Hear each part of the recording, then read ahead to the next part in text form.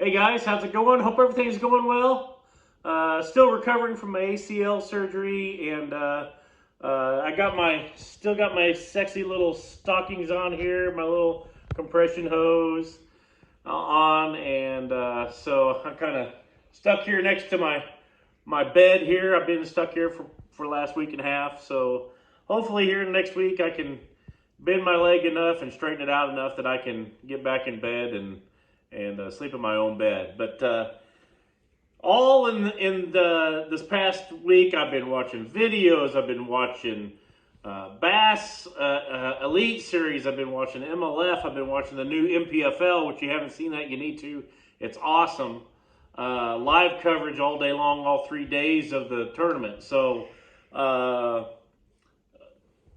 in doing all this, one of my buddies sent me a video, or actually he sent me a deal of a lure, and it was a Ned head rig with instead of just a regular straight shank hook out of the deal, it showed an offset, and I thought it was kind of cool, but I wanted to kind of watch a little bit more because in the Ozarks, we want that open hook. We don't want the hook to be exposed back into the bait, because just a light bite will get those smallmouth. And so, if you were fishing around some brush or something, I could see where that could work.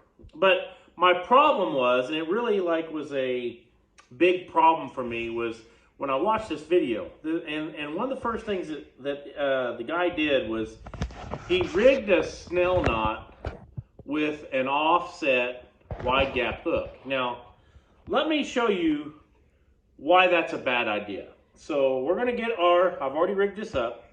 This is a snell knot. I already tied the snell knot. And what makes a snell knot good is when the weight comes down, it pushes that hook out like that, okay? It pushes it out there and helps hook that fish. Well, it looks good, man. That hook is cooking over sideways. But why is that a bad idea? Now, let me show you.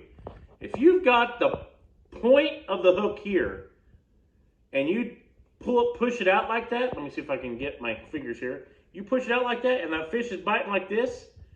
It's got to get all the way out and around that hook to get hooked. It's not the best hook for that. Will you catch some fish on it? Absolutely. But you're going to lose a lot too. That is not the way to do it. That flat part coming back in toward the eye of the hook is not the way you want to do it. You want a straight shank flipping hook. That's what the knot was designed for. It's what it was made to do. When you have this knot and it kicks out, that knot, there's nothing, or that point, there's nothing there. It's going to hook. It's not going to go back in towards the eye of the hook. It's going to hook more fish. I promise you that will be better than this one here. Okay, so make sure if you are rigging a snell knot and you're flipping heavy cover, punching heavy cover, don't use this. Use a straight shank hook. You would be better off on tying just like a Palomar knot or something, and where it doesn't kick that bait out, and turning this and bending it out so it doesn't have a straight profile. You can bend that hook out like this, and now it's kind of cockeyed. So when you set that hook, even if the fish eats it like this, like this, it's still going to catch there because it's coming out crooked. So take that in mind. It was one of these videos that was on their website, and it was one of those I just couldn't let go. So remember, snell knot, straight shank flipping hook by Gamakatsu, or whatever hook you like. That's the one I like the most. Do not use a offset wide gap hook. Use the straight shank hook. Thanks, guys. Hope this helps you catch more fish. See you on the water.